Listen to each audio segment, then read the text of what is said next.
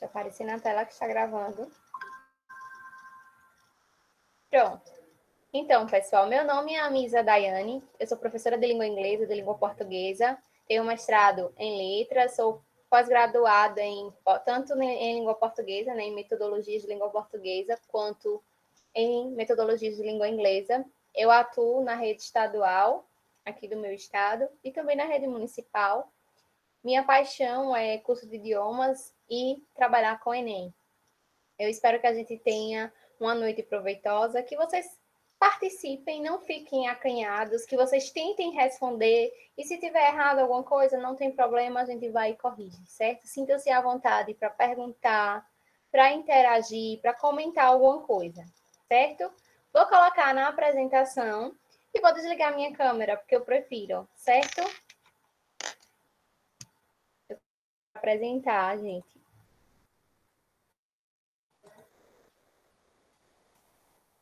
Vamos lá. Confirmem para mim se vocês estão vendo o slide. Para mim já aparece.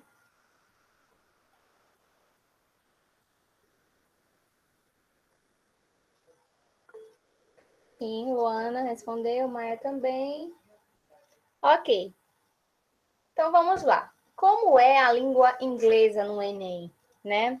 Muitos alunos, né? Pode ser que aqui tenha alguém que não tenha feito ainda a prova de inglês. E muitos se perguntam: a gramática, né? Provavelmente que a gramática, porque a gente estuda gramática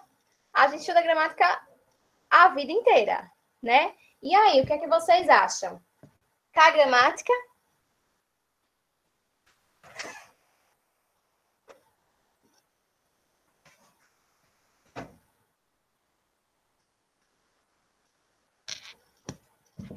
isso, de uma forma diferente, mas sim, com a gramática. Então, como vocês sabem, né, a prova de língua inglesa faz parte da prova de linguagens no Enem e são apenas 5 questões.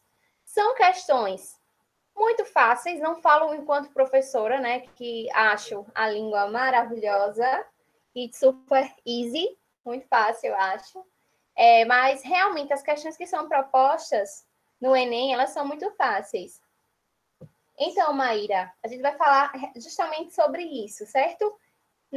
As questões são de interpretação, mas a gramática, de uma certa forma, ela acaba sendo cobrada, certo? Então, 3 pontos que nós vamos abordar hoje. As questões de inglês do Enem, como é que elas são, né? Como é que têm sido essas provas nos últimos anos em relação aos gêneros textuais, que é muito importante observar? Quais as temáticas relevantes que estão nessas questões do Enem? Porque, se vocês perceberem, a prova do Enem, ela quer do aluno que ele conheça, né, temas relevantes, não só do Brasil, como do mundo, né? Temas que têm uma relevância social, temas que têm uma relevância política, cultural, econômica. Então, são sempre questões, né, que se voltem para uma coisa do tipo. Vocês vão perceber isso nas questões do ano passado, por exemplo, que nós vamos analisar hoje. Todas têm uma determinada temática. Não são questões que estão lá soltas, simplesmente sem nenhuma relevância, certo? Então, o Enem busca muito isso, né, do aluno. E aí, como foi também a prova de 2019, nós vamos fazer 3 questões. E uma coisa que é básico para um aluno de ensino médio saber, que são as English Reading Strategies. São as estratégias de leitura em língua inglesa, certo? Então, assim, hoje a gente vai ver, né, claro, as estratégias de leitura de uma maneira muito geral, não muito detalhada, né? Porque a intenção da aula é que vocês vejam um pouco como é que a gente estratégias de leitura, que a gente não conheça tanto o inglês, que a gente tenha um pouco vocabulário, mas aplicando as estratégias, vocês têm como compreender o texto, sim, certo? Então, nós vamos ver isso também. Então, dando início, né, em relação às questões de inglês no Enem, né, o que é que elas cobram, né? A prova, ela vai contemplar muitos gêneros textuais, né? A gente já viu um pouco de tudo nela, no que diz respeito aos gêneros textuais. Tem música, sempre cai música. Esse ano caiu uma música de Madonna, né? E sempre tá caindo uma música, sempre cai um poema, um cartoon. notícia, poesia, né, anúncios publicitários. Então, o aluno ele pode ligeiramente analisar o gênero textual que está lendo, né? Deixa eu ver se alguém pediu para entrar aqui. Foi. Deixa eu aceitar. E retornar. Né? Então, estava na parte dos gêneros textuais, né? Então, não pode analisar rapidamente, né, esse gênero textual, que é, por exemplo, quando a gente vê um cartoon, o cartoon ele sempre tem uma crítica, né, por trás dele. Sempre tem alguma coisinha ali que ele quer trazer, né, um tom de crítica dentro de uma temática. Então, quando o aluno já vê um cartoon, ele já diz ali, vai fazer algum tipo de crítica, né? Então, analisar o gênero textual é extremamente importante, né? As linguagens estão intrinsecamente ligadas. No ano de 2019, né, na prova do ano passado, a gente pode ver, como eu falei, uma música de Madonna. A gente teve um cartoon que reflete tudo que nós estamos passando esse ano, no que diz respeito à questão de tecnologias para uso de aulas. Né? Parece até que estava adivinhando. Né? Fala desse mundo moderno. Um poema muito lindo também, e também tinha artigos. Né? Então, assim, eles misturam gêneros textuais, né? Deixa a prova de inglês muito rica. Normalmente tem uma questão de cada gênero. Esse ano tinham 2 artigos. E como vocês podem ver, por exemplo, nas provas, a fonte dos textos, muitas vezes, quando se trata de um artigo ou de uma notícia, eles procuram muito textos do The New York Times ou da BBC News. Então, assim, se vocês puderem, de vez em quando, não que vocês vão chegar a adivinhar qual é o texto que vai estar lá. Mais alguém para entrar. Vou voltar aqui. E já sumiu.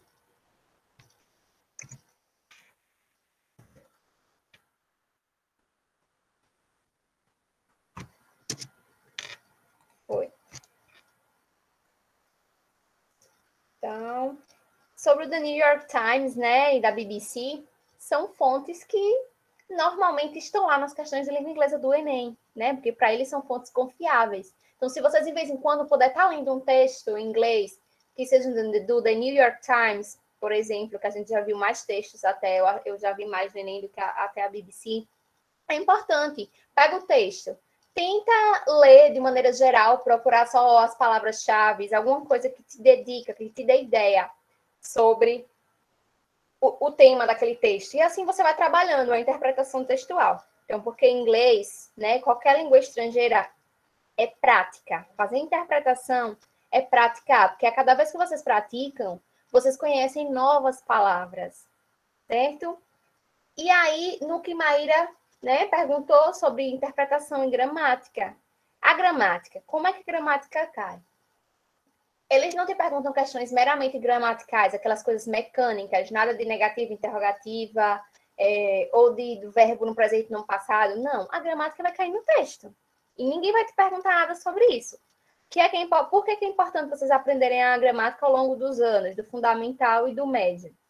Para que vocês compreendam quando o verbo, naquela frase, ele está no passado, ele está no futuro, quando está no presente. Para que vocês entendam os verbos modais, por exemplo. O que, é que os verbos modais expressam? Cada um expressa uma coisa diferente.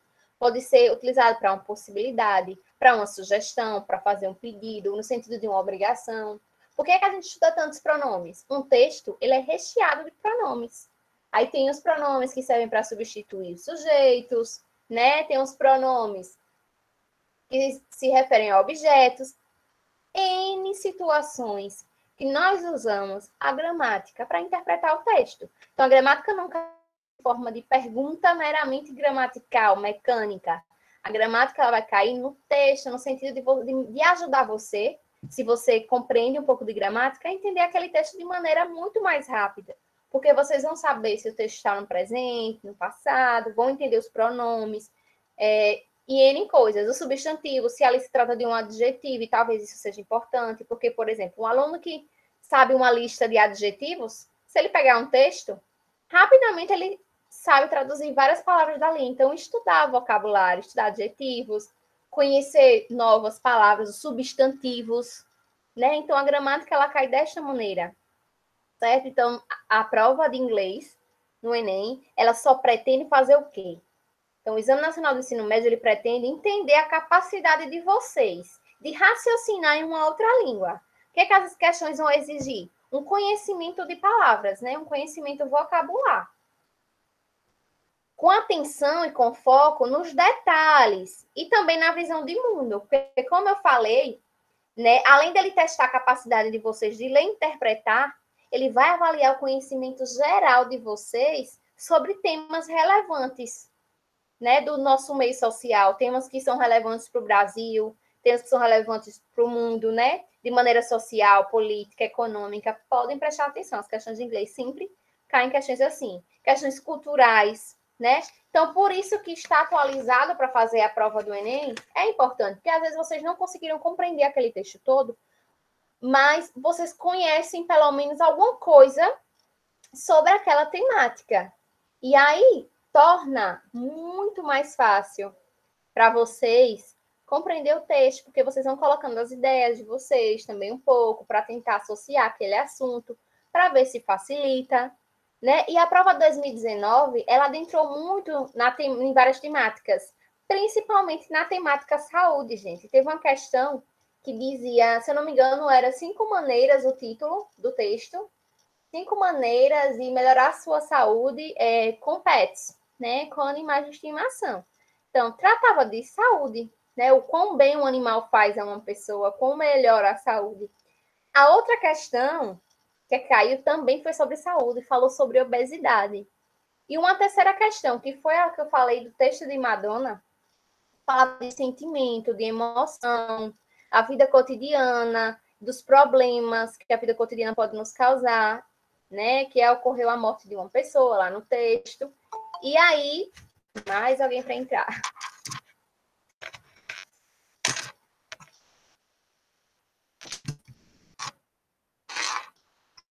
Não vai não aceitar, viu, gente? Aqui. Deixa eu voltar rapidinho para aceitar quem está pedindo. Ah, é Sidney.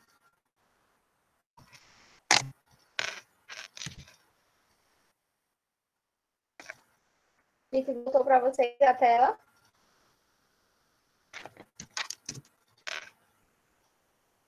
Acho que não.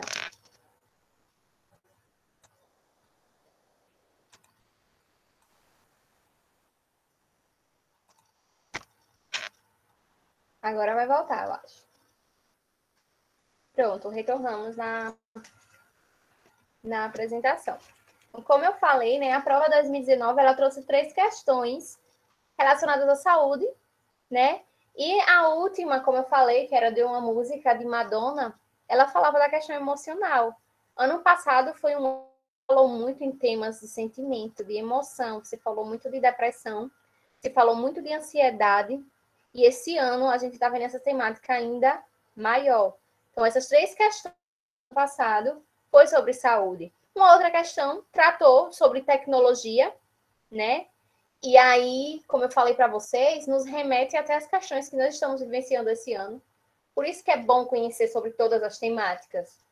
Vocês conhecendo as temáticas, vocês aplicam esses conhecimentos na prova de inglês também. Mais alguém para entrar?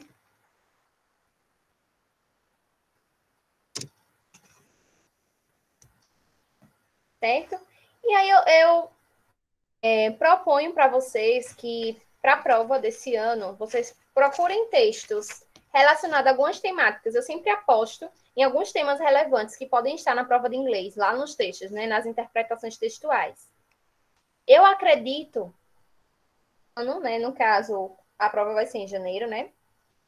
Pode ter temas relacionados à ciência e à tecnologia, né? Porque a gente viu muito isso, a educação e a tecnologia, né? As doenças, saúde emocional é uma temática que pode cair também. E essas questões, né, eu não sou uma expert em redação, mas se vocês estiverem atualizados, serve para praticamente todas as disciplinas, né? Porque facilita bastante. A gente viu lá nos Estados Unidos o movimento Black Lives Matter, né, pela morte de um cara, né, que o policial matou. Quem sabe essas questões étnico-raciais podem ser abordadas na prova de inglês desse ano. Vocês podem até pesquisar no The New York Times ou na BBC News questões não, notícias, artigos relacionados ao Black Lives Matter. Vocês vão encontrar bastante coisa. E tenta interpretar esses textos, certo? Pode falar também sobre gênero, sobre violência contra a mulher. Então, são temáticas que podem estar presentes na prova de inglês, né? Que é bom conhecer e que eu aposto muito nessas questões para, talvez, caírem esse ano na prova. Então, algumas dicas, outras dicas bem importantes. Respondam provas anteriores, gente. Por quê? Porque vocês vão aplicando as estratégias de leitura, que eu vou explicar hoje, e vão adquirindo mais e mais vocabulário. Se no dia vocês conseguirem aprender 3 palavras novas e fixarem na mente de vocês, vocês vão ver o quão rico vai ser na hora da prova. Estuda uma lista de adjetivos, conhece verbos novos. Tenta revisar a gramática só para você saber uma base de se naquela frase está no presente, no passado, que isso pode ajudar. Estuda os verbos modais, estuda as condicionais, né? Começa a entender que sempre que você vê if, significa se, é uma condicional em inglês. Então, não é para decorar gramática, não, de forma alguma. São apenas pontos que podem ajudar vocês nas traduções, conhecer pronomes, facilita muito. Além de responder as provas anteriores, vocês também podem estudar as resoluções comentadas, por exemplo, comentadas por professores que seja da confiança de vocês, porque aí vocês vão ver a justificativa para a questão. É muito importante estar olhando justificativa para as questões, porque você vai ampliando sua visão sobre as questões de língua inglesa e de outras também, né? Também uma coisa muito importante, na hora que vocês pegarem a prova, não vão diretamente no texto, vão diretamente no enunciado da questão, certo? Tem questões que, às vezes, já aconteceu no Enem, desses anos que eu tenho analisado. O título, praticamente, ele já foi a palavra ali, um conjunto de palavras-chave que deu a resposta da questão.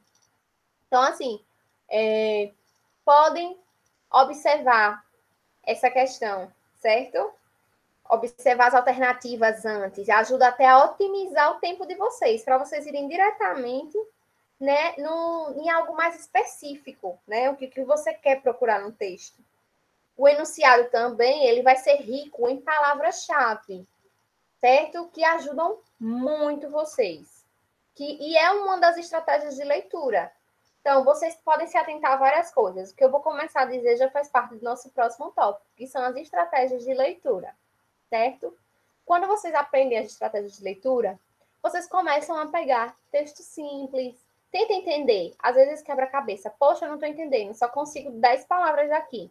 Mas com o tempo, vocês vão conseguindo muito mais palavras, e isso facilita muito. Então, o que é que vocês vão fazer? Se atentem ao título. O título pode nos dizer muita coisa. E muitas vezes a própria resposta, certo? Ele pode antecipar o conteúdo que vai ser exposto. Ele resume.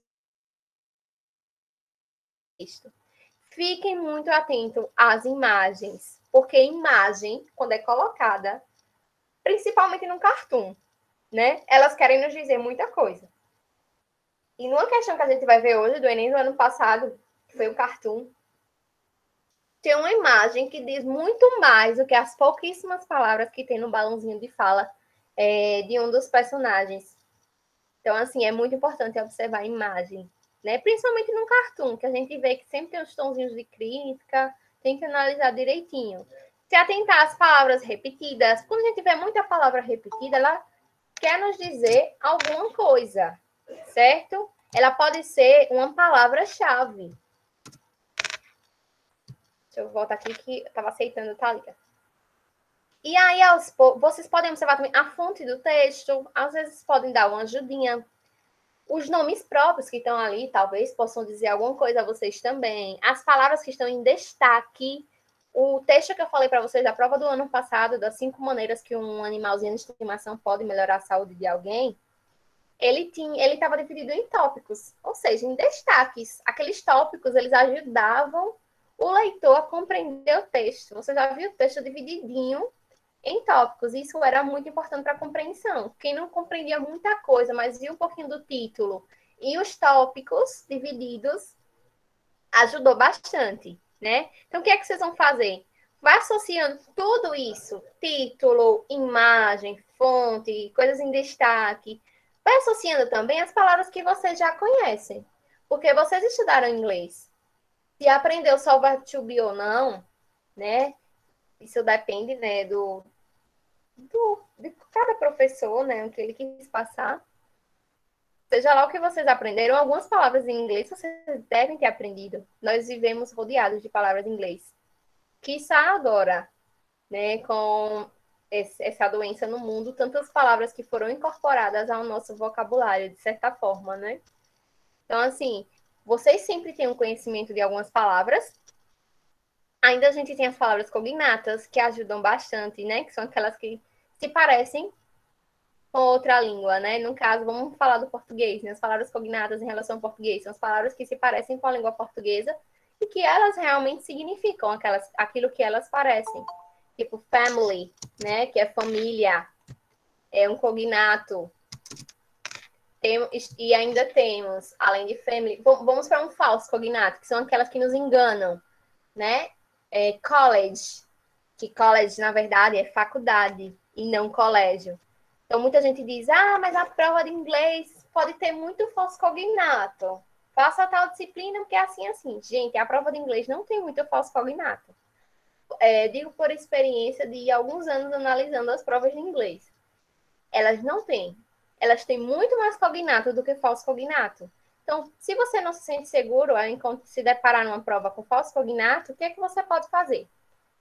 Estuda uma lista de falsos cognatos. Posso até disponibilizar para vocês depois. Tem uma lista pronta de palavras recorrentes, que cai muito pouco nas provas. Então, vocês vão utilizando assim todas essas estratégias de leitura, que a gente vai ver mais aprofundado ainda agora, diversas vezes, com várias questões. É prática, a língua tem que praticar, né? Principalmente aquela que vocês não convivem. E assim vocês vão aumentando o vocabulário, né? Vendo mais e mais vezes as estratégias, né? Para começar a compreender a ideia do texto. E agora nós vamos, né? A gente já viu como é a prova, a questão de gramática, né? Como tem sido os temas nos últimos anos, a questão de gêneros textuais, que é importante saber, né? Também quais são. E vamos para as English Reading Strategies. Até então, antes de a gente começar aqui as estratégias de leitura de língua inglesa, vocês têm alguma pergunta? Eu estou acompanhando nos comentários, tá? Ou se alguém quiser falar no microfone. Que daqui a pouquinho a gente vai para a nossa prática. No? Ok, come on. Então, as duas técnicas, né, também chamadas de estratégias de leitura, mais conhecidas que se utilizam das outras coisas também, são skimming e scanning. E aí, como é que vocês fazem na prova do Enem? Skimming, vocês aplicam a técnica de skimming ou scanning? Gente, mais precisamente, a mais utilizada das estratégias vai ser skimming, certo? Que é você olhar rapidamente aquele texto para tentar captar o assunto geral. Então, primeiro você vai lá para o enunciado da questão, né? Que já te diz alguma coisa, já pode te dar palavras-chave. Vai lá para o título, vê se tem imagem, né? Observa direitinho, já associa o enunciado com a imagem ou com o enunciado com o título, né? E aí vai para as opções que você tem e vai procurando num texto, né, de maneira geral, as palavras que você conhece, as palavras que se parecem com o português, e dali você já vai lançando mão de uma tradução, só de olhar rapidamente o texto, certo? Então a gente chama essa técnica de skimming. E temos scanning, que a gente vai escanear mesmo o texto. A gente vai ser seletivo, certo? Vai buscar um objetivo naquele texto. Eu quero saber o nome. Quem é essa pessoa que tem esse nome próprio? Ele é o quê? Tá lá o nome João. John. Vamos para o inglês. Quem é John? Aí tá lá, diretor executivo. Dananana. Então, scanner é quando você vai diretamente buscar uma coisinha que vocês estão interessados no texto, um nome próprio, uma data, um lugar. Vocês não vão, raríssimas vezes vocês vão se utilizar dessa estratégia, certo? Para fazer a leitura. Ah, eu preciso saber qual é que eu estou usando. Não, gente, vocês não precisam saber, né? Se você está usando Scheme, se está usando Scanning. É uma mistura, certo? Só estou mostrando para vocês as maneiras que vocês mesmos já utilizam e às vezes nem notam para compreender um texto. Então, analisar tudo. E aí, os cognatos, né? Ou transparent words. Palavras cognatas, como eu falei, né, que são muito comuns em língua inglesa, mas que não são tão recorrentes assim no Enem.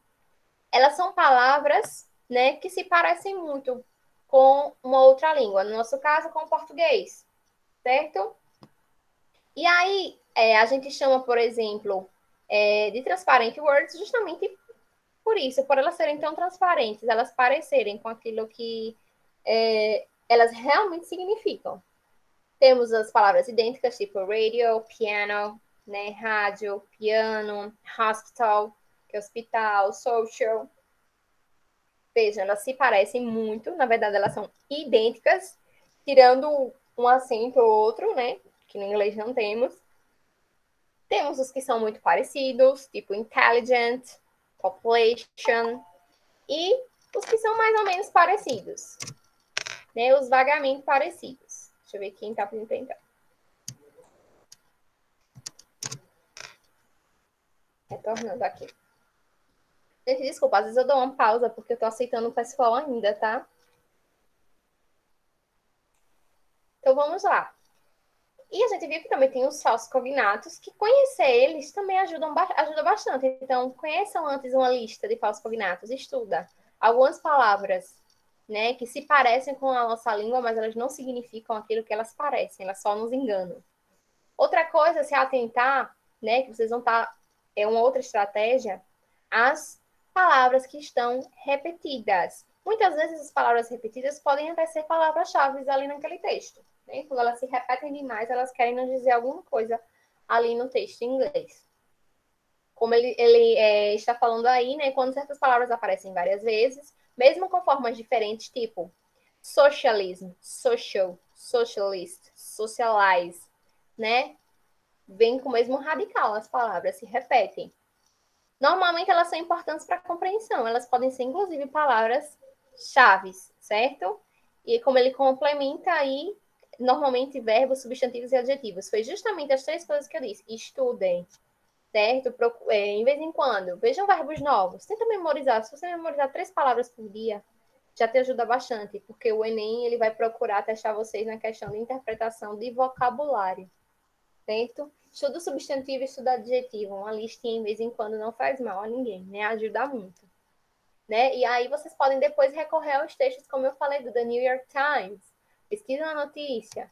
Tenta entender essa notícia, mesmo que só aplicando a técnica de skimming, né? Que é olhar rapidamente o texto, tentar ver de maneira geral mais ou menos o que está falando ali. E temos typography, né? Que a gente chama de marcas tipográficas.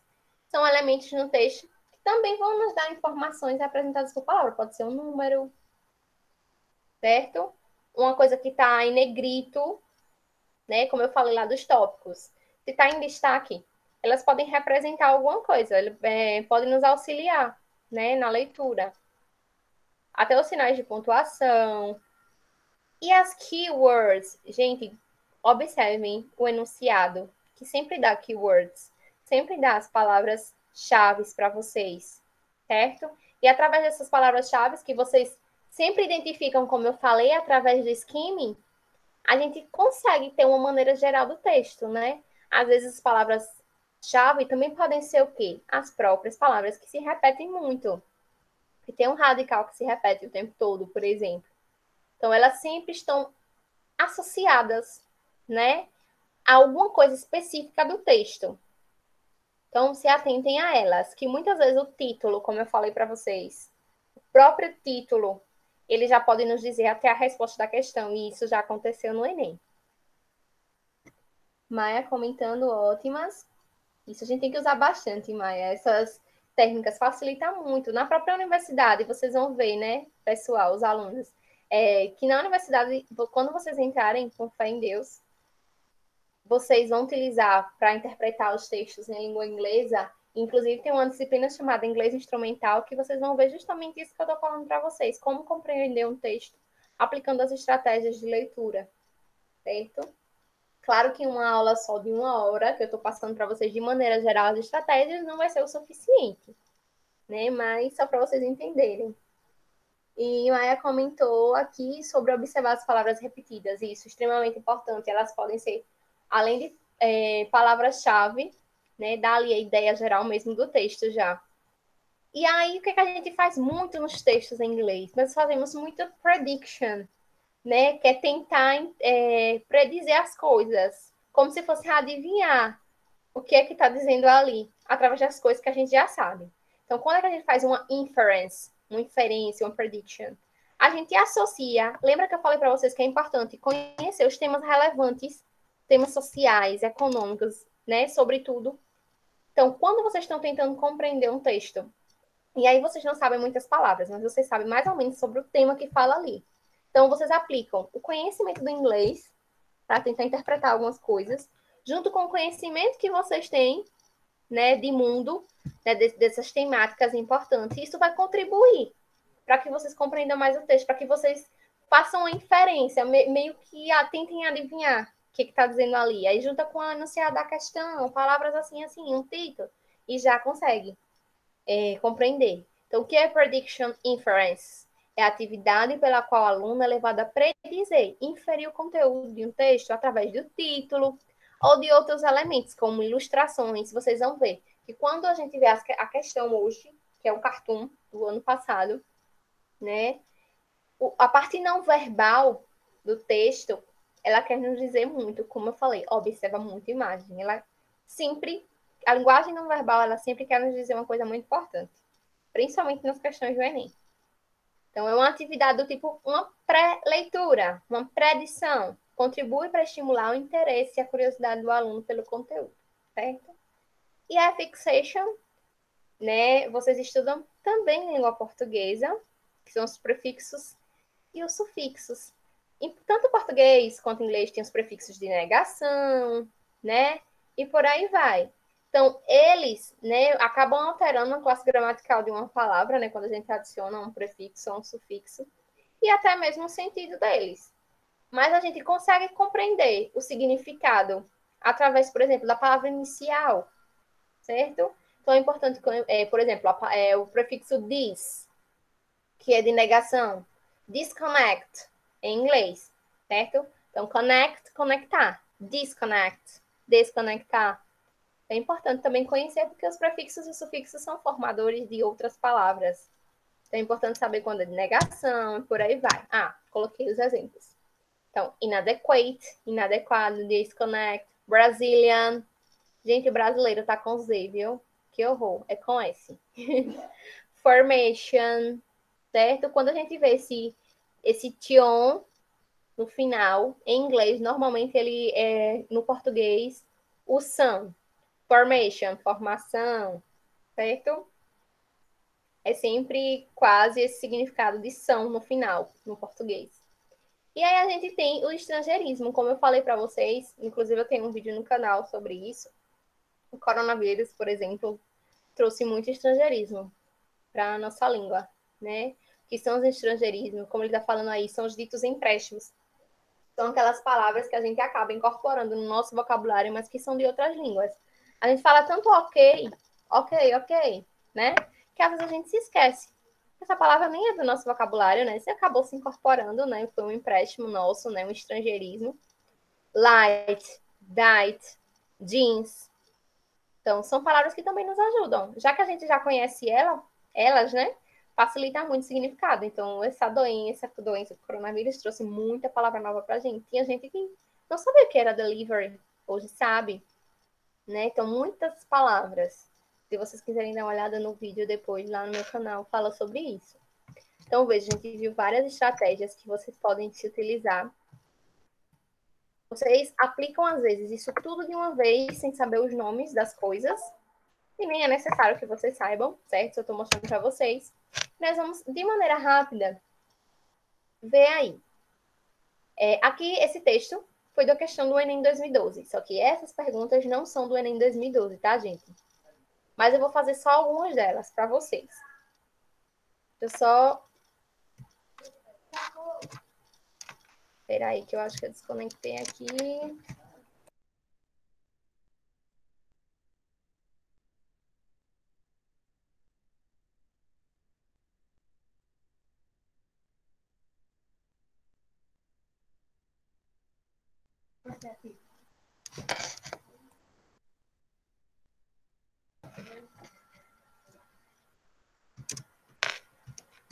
Gente, desconectou. Não, para vocês não saiu, eu acho aí. Então, vejam o título. Qual o título desse texto?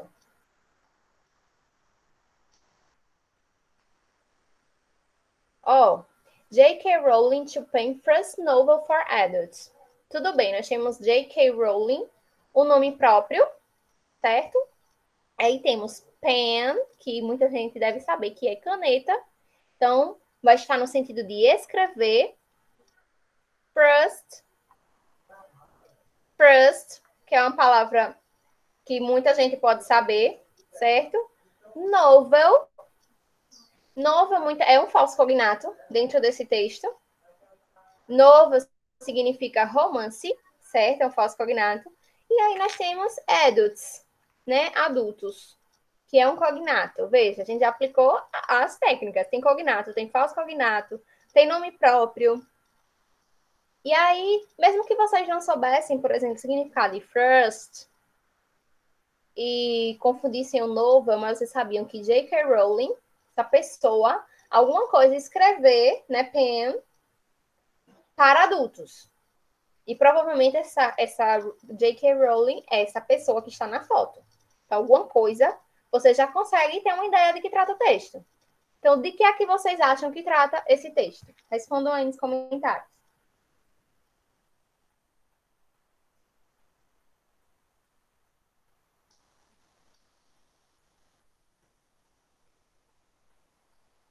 Vamos lá, pessoal. Somente pelo título. Vocês conseguem me dizer sobre um livro, né? Que ela escreveu, ok? Ou até que ela vai escrever, a gente vai ver ao longo do texto, né? E aí, a letra B diz assim, o item B. O texto possui figuras, tabelas ou números? Quais? Ele tem, né? Como eu falei, tem a imagem de uma mulher, provavelmente a escritora. E a C? Você conseguiu... Deixa eu ver o que... Isso, Milena. A C. Você conseguiu identificar palavras parecidas em português no texto acima? Vocês conseguem, assim, de maneira geral, aplicando uma técnica de skimming, só olhando por cima, ver palavras que se parecem com o português? Isso. Tem muitas, né?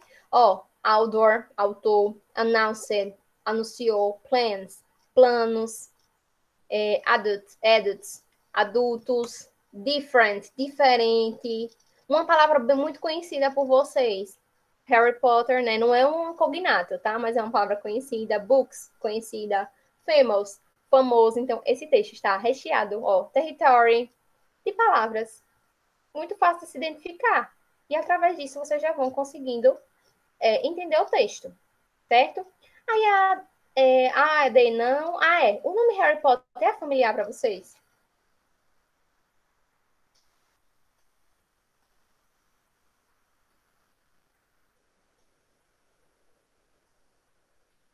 Super familiar, né?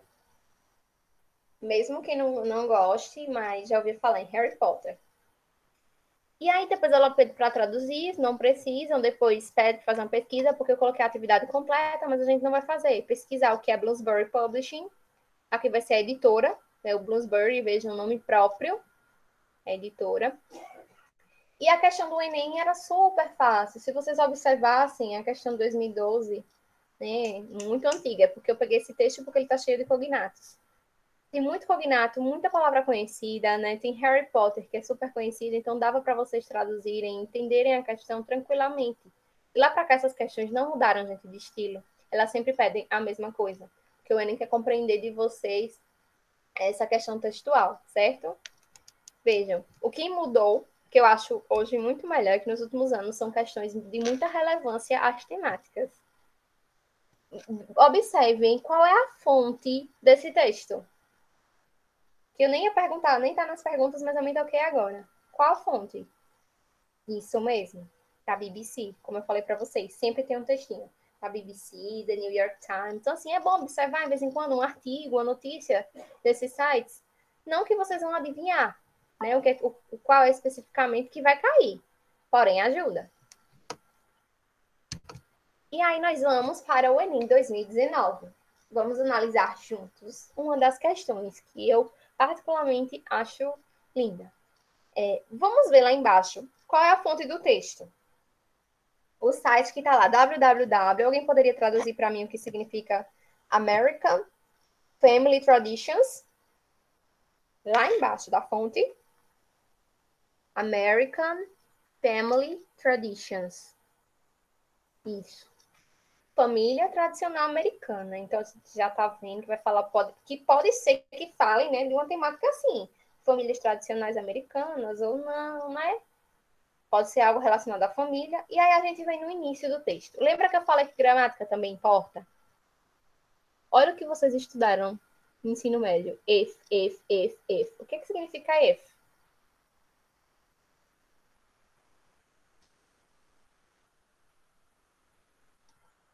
Alguém lembra? Já comentei. If. São as condicionais. E o que é que significa, então, esse if?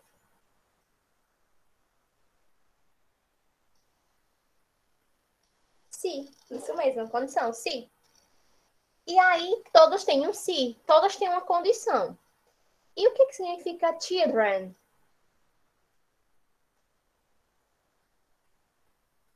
Crianças. Então, se as crianças.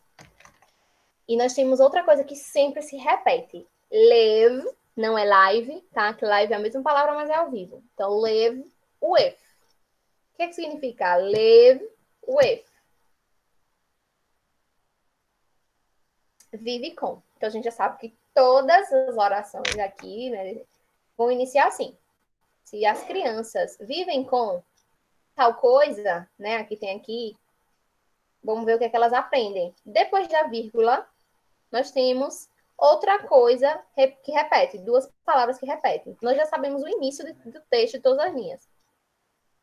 Se as crianças vivem com tal coisa, vírgula, they learn. O que é que significa they learn? Que se repete em todas as orações aqui. Elas aprendem. Pronto, nós sabemos que temos aí uma condição. Se as crianças vivem com isso, ela aprende tal coisa. Se as crianças vivem com isso, elas aprendem tal coisa. Eu não fui pronunciado da questão, mas isso já ajudou vocês bastante. Mas a gente vai traduzir esse texto juntos, certo? Mas vamos para o enunciado, que é a primeira coisa que vocês devem observar. Não tem imagem para observar, né? A gente está vendo que é um poema. E isso mesmo, já dá para saber a resposta.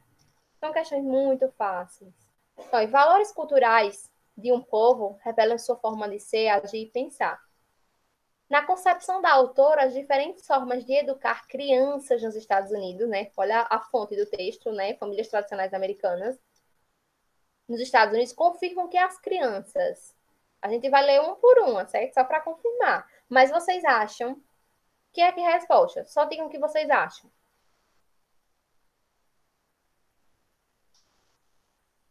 Mayra acha que é B. Milena acha que é B. Emily, B. Alguém mais quer falar? Realmente, gente. A gente nem traduziu o texto ainda. E é o item B. Elas aprendem com que elas vivem. Assim como nós, né? Então, vamos lá. Se as crianças, estou no início, se as crianças vivem com criticism, o que é criticism? Parece que palavra?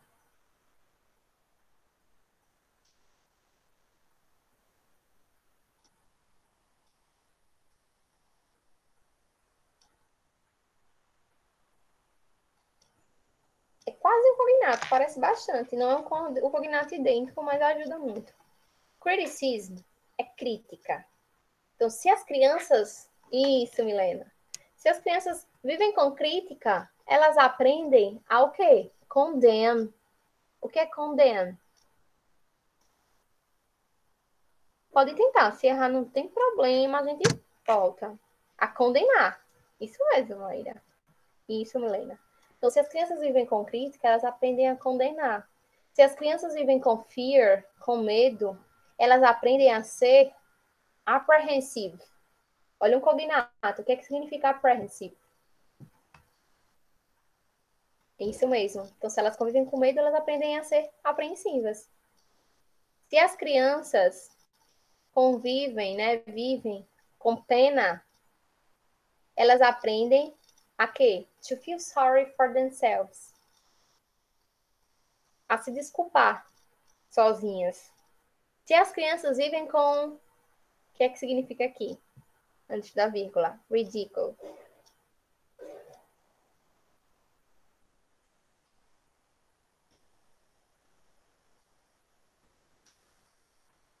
Uma ridicule significa... Isso vem de ridicularizar, vem de ridículo. Então, se elas vivem com ridículo, elas aprendem a ficar envergonhadas, a se sentirem envergonhadas. Se elas aprendem com tolerância, elas aprendem a ser pacientes. Vocês estão vendo que esse texto, eles têm muitos cognatos, ó. Temos ridicule, tolerance, né? Condemn, apprehensive, patience, que é paciência, appreciation, apreciação. Então, vocês nem precisam traduzir esse texto completo. Vocês já não precisaram. Imagine vocês vendo que tudo é uma condição. Se as crianças vivem com crítica, elas aprendem a condenar. Se elas vivem com medo, aprendem a ser apreensivas. Se elas vivem com pena, elas aprendem a se desculpar sozinhas. Se elas vivem com ridículo, elas aprendem a se sentir envergonhadas. Se elas vivem com tolerância, elas aprendem a ter paciência. Se elas vivem com prazer, elas aprendem apreciação. Se elas vivem com o aceite, né, das pessoas, elas aprendem a amar. Se elas vivem com aprovação, elas aprendem a gostar delas mesmas. Se elas convivem com reconhecimento, elas aprendem que é bom ter um objetivo. Se elas vivem com compartilhamento, elas aprendem sobre generosidade.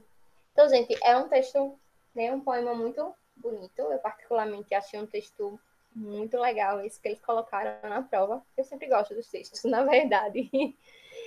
E aí, mesmo que vocês não conseguissem traduzir todas essas palavras, mas dá para perceber que se a criança vive com isso, ela aprende isso, certo? Então vejam que leve é um dos primeiros verbos que vocês aprendem, né? Que é morar, viver.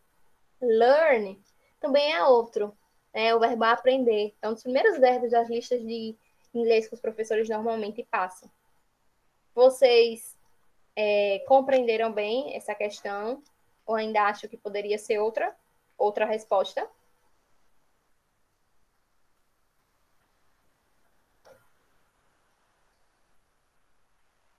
Tá ok? Então, vamos lá. Mais uma questão, certo? O cartoon que eu falei para vocês, porque eu gostei muito dele. Não vamos para o texto ainda, certo? Vamos para as imagens. Então, vem a teacher lá na frente, né? E um monte de aluninhos prestando atenção nela. E dois, que sempre tem numa sala de aula, mais dispersos lá atrás. Eles estão com o que nas mãos? Livros. Eles parecem. Tá entendendo alguma coisa sobre o livro? Olha como eles pegam, como o outro vai para falar com o colega. Parece que eles estão entendendo o que é aquilo, o que é um livro.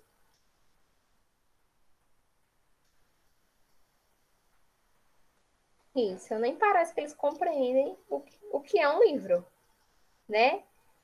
É justamente o que vai acontecer com a gente quando eu voltar para a sala de aula. Eu acho que eu não vou nem saber o que é livro mais. Só vou saber porque eu gosto de ler.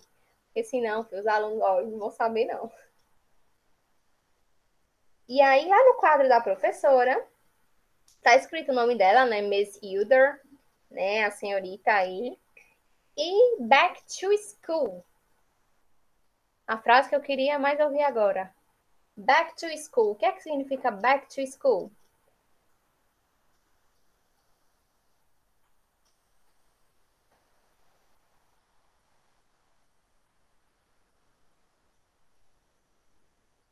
Volta. Back é voltar. Volta a... O que é school? Volta à escola. No caso aí, né, no sentido mesmo geral, é volta às aulas. Mas só traduzir volta à escola já compreende tudo. Então, volta às aulas. Aquilo que todos nós esperamos. E aí tem esses meninos que não estão sabendo quando voltou às aulas nem ver o livro direito. E aí ele diz, eu não fui pro enunciado, gente, ainda, porque eu acho essa questão muito fácil, tá? Quero analisar primeiro ela com vocês antes de ir pra questão. E aí o colega fala, ps, né? Ele faz esse som, né, de ps. E ele diz, how do you turn this thing on? O que será que é isso? Quando a gente vê num controle remoto, para ligar a sua televisão, a gente tem duas palavrinhas em vermelhinho, né? On e off. O que é que significa on?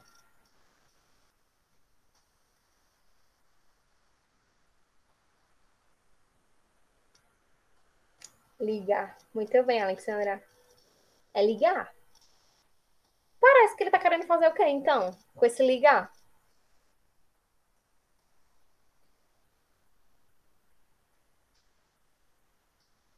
Será que ele quer fazer o quê?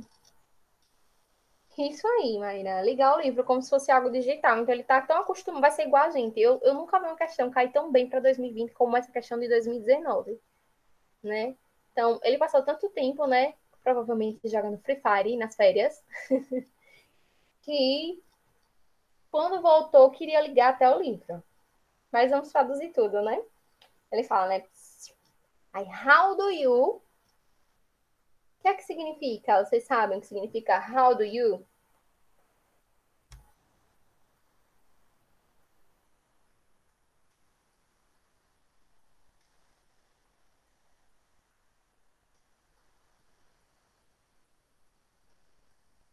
Então, how do you significa como você, certo? O do, aí nessa frase, ele só está aí porque é uma pergunta no presente, certo? Então, vejam como é importante aí a gramática nesse contexto. O do, normalmente, é o verbo fazer. É porque fazer a gente tem do e make, né? Só que aí ele não tem significado em nada. Ele só está presente para fazer uma pergunta na frase, porque a pergunta está no presente. Então, é necessário o uso do verbo auxiliar do. Então, como você, esqueçam do, turn this thing, turn on é ligar, tanto on quanto turn on, certo? Juntos o turn on é ligar. E this thing, o que é que significa esse this, né? Esse this, na verdade, que é um pronome. Thing, olha o pronome demonstrativo, né? Que vocês aprenderam lá no sexto ano. This eu uso para uma coisa que está perto, that para uma coisa que está longe. Então, essa coisa, a Alexandra respondeu. Como você liga essa coisa, certo? Então, ele estava perguntando para mim como é que liga. Como é que liga esse livro aqui? Então, no cartoon, o estudante faz uma pergunta usando turn this thing on. Por A. Suspeitar que o colega está com material por engano. B. Duvidar que o colega possa se tornar um bom aluno. C. Desconfiar que o livro levado é de outra matéria. D. Entender como desliga a postura do colega. Ou E. Desconhecer como usar um livro impresso. Por que é que o estudante faz essa pergunta?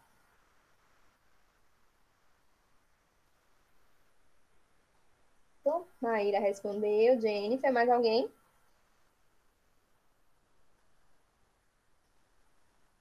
E é isso mesmo. Essas duas questões para vocês, as duas primeiras que eu passei, foram difíceis, foram fáceis, normal? O que é que vocês acharam delas? Super fáceis, né? Dizem os alunos, né? Eu não consigo avaliar e isso é interpretativo assim, que foram até mais fáceis do que a de espanhol do ano passado, que a de espanhol do ano passado foi muito difícil. Normalmente as questões de inglês são muito tranquilas. Vocês aplicam as regras, assim, observa tudo que eu passei para vocês que conseguem. E nós vamos para a nossa última questão, que foi do Enem. Eu não passei as 5 por conta de questão de tempo, eu não sabia o andamento que seria. Por isso eu coloquei 3 questões. Mas na próxima aula, eu posso colocar as outras 2 e acrescentar outras, certo? Isso, Maíra, eu também acho que tem muito falso cognato, engana muito. É claro que é até relativamente fácil de compreender o texto, né? Ou parecer um pouco mais com a nossa língua, mas tem muito falso cognato. Em inglês existe, mas no Enem é muito pouco colocado. E aí nós temos a questão do texto de Madonna. Eu não sou uma fã, né? Pode ser que vocês sejam dela, mas essa música particularmente eu acho que tem uma letra muito bonita. Então temos um trecho dessa música. Não temos o que observar no que diz respeito à fonte, que só diz do qual é o álbum que foi dela, né? E aí, quando a gente vê logo Madonna, já pensa que não vai ser a temática, talvez, né? Muita gente não pensa. Vai ser a temática que vai ser trabalhada aí. E nós temos Is This Life? Isso é life. O que é life?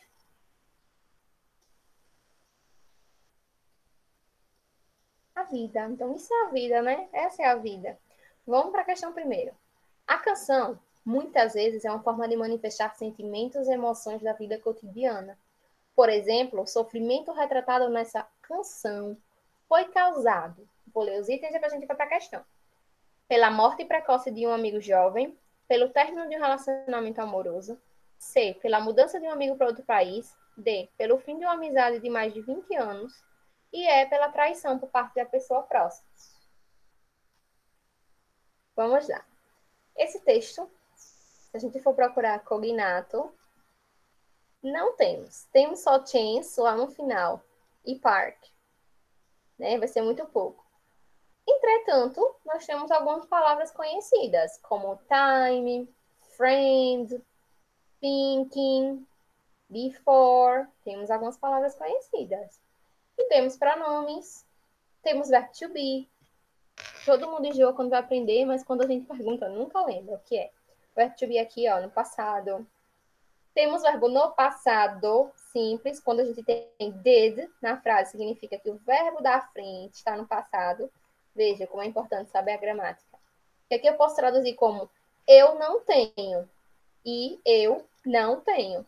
Mas, como é passado, não pode ser presente, né? Eu não tive. Já muda o sentido do texto. É nesse sentido que a gramática ela vai entrar para compreender. Então, nós temos aqui na primeira linha. Sitting on a park bench.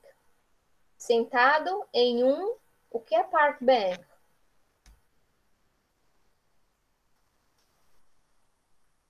Banco de parque, de praça, isso. Então, sentado em um banco de parque ou de praça. Thinking, pensando. About a friend of mine. O que é que significa? About a friend of mine.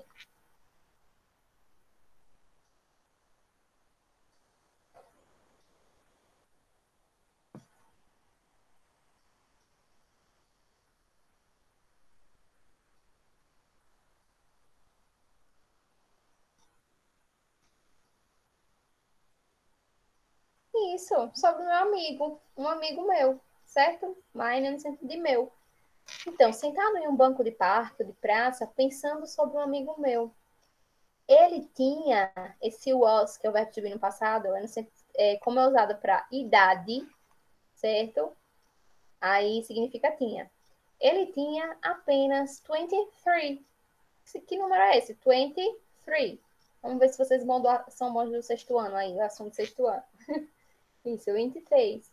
Então, esse amigo, olha, já começou a ser emocionante o texto. Ele tinha apenas 23 anos. Então, gente, ele tinha. Então, esse cara, ele provavelmente morreu, né? Então, gone before. Gone é o verbo go no passado. Então, ele foi antes que tivesse a sua time. O que é time? Sua hora. Então, ele foi antes da sua hora. It came, ou seja, veio. Came é o passado do verbo come, do verbo vir, certo? Como a gente não pode fazer frase sem sujeito, tem o it. Então, veio without a warning. O que é without?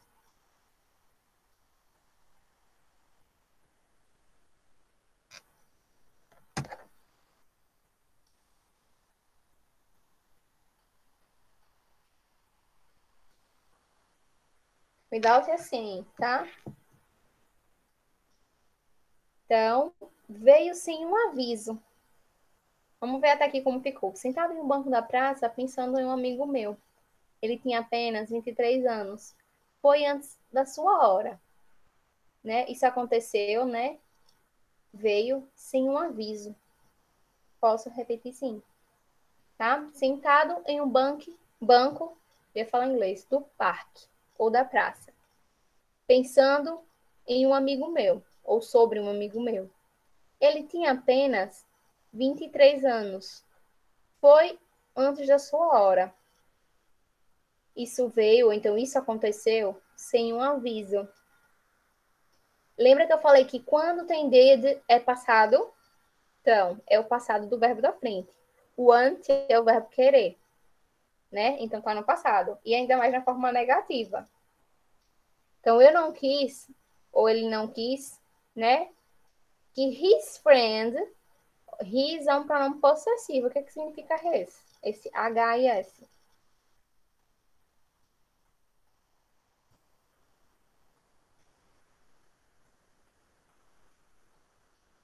His significa seu ou dele, certo? Então, ele não quis que seu amigo ou que o amigo dele o visse.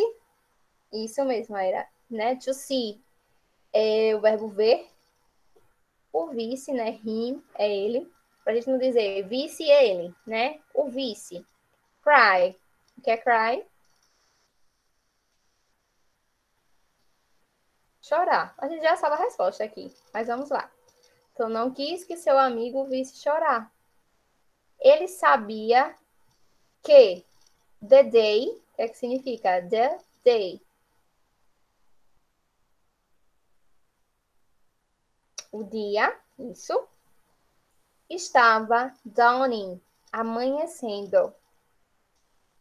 E eu, did significa que tempo verbal mesmo? Presente, passado ou futuro, esse did. Isso. Então, e eu não ter, no caso vai ficar não tive, por causa do did.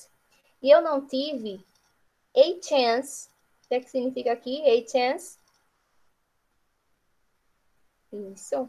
Uma chance to say goodbye.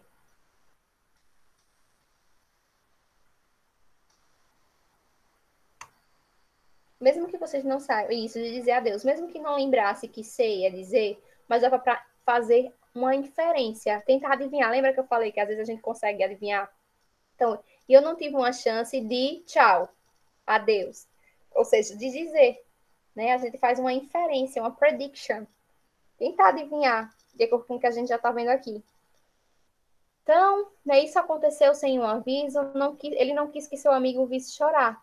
E ele sabia que o dia estava amanhecendo. E eu não tive a chance de dizer adeus.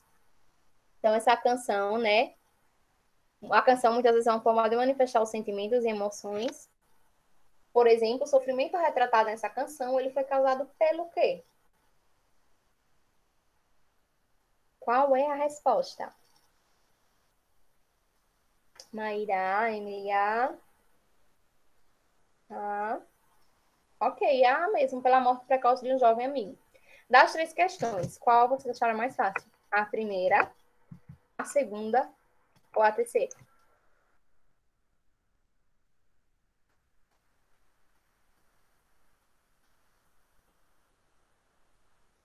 Qual foi a mais fácil? Todas? Também acho, viu? Mas assim, os alunos costumam dizer que essa é mais fácil, a primeira que eu passei. E mesmo sendo um poema, porque poemas, muitas vezes, né, por se utilizar, né, da linguagem poética, às vezes se torna um pouco mais difícil, mas isso era perfeito. Tem muita aluno que ama cartoon, porque tem muito pouca coisa escrito e ele consegue analisar rapidamente a imagem, associar as pouquíssimas palavras que ele compreende, né? Mas tem aluno que não gosta muito de cartoon por ter muito pouca palavra para traduzir, e às vezes se você não conseguir já traduzir 2 ou 3 palavras ali, você já se perde. Então é muito relativo.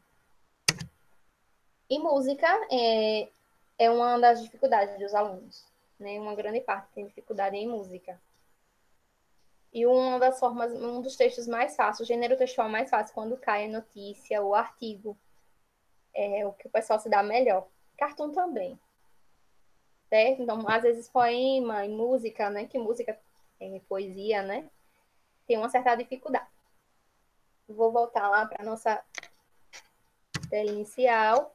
Aqui está meu Instagram, né? Caso vocês queiram, tem algumas dicas em inglês lá e também no canal. Mas no canal tem um pouca coisa ainda, porque eu gosto de postar coisas simples lá no Instagram mesmo. Qualquer coisa, vocês podem me contatar no e-mail, certo? Um desses dois. E vamos retornar a nossa tela inicial. Já, né? Queria ver vocês também. Então, assim, gostaria de agradecê-los, né? Eu vou depois disponibilizar lá no canal do projeto. Agradecer por vocês estarem aqui ainda, né? Gostariam de comentar alguma coisa, perguntar alguma coisa. E sim, estar aqui nos comentários, lendo.